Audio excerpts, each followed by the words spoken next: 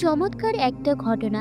একটি যুবক তার হুজুরকে বললেন, হুজুর, আমি সুন্দরী মেয়ে দেখলেই চেয়ে থাকি, কিছুতেই চোখ ফেরাতে পারি না। এখন আমি কি করব? হুজুর বললেন, তাহলে 1 গ্লাস দুধ ভরে নিয়ে এসো। এমনভাবে আনবে যাতে পরে পরে অবস্থায়, তবে খেয়াল রাখবে পরে না যেন। যুবকটি বলল, আনছি হুজুর। হুজুর বললেন, 1 গ্লাস দুধ নিয়ে 1 কিলোমিটার যাবে এবং ফিরে আসবে। তোমার সাথে লাঠি সহ একটি লোক থাকবে। যদি 1 ফোঁটা দুধ পড়ে তাহলে তোমার শাস্তি দেওয়া হবে। যুবকটি বলল, ঠিক আছে। যুবকটি শুধু গ্লাসের দিকে তাকিয়ে গেছে, আবার ফিরে এসেছে। কোনো দিকে তাকায় নাই, 1 ফোঁটা দুধও পড়ে নাই। হুজুর বললেন, তুমি রাস্তায় কয়েকটি মেয়ে দেখেছো? যুবকটি বলল, একটাও মেয়ে দেখি নাই।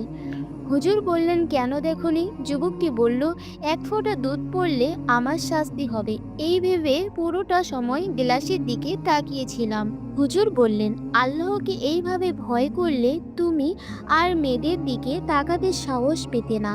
আল্লাহ সকলকে চোখের গুনাহ থেকে হেফাজত করুক। আমিন।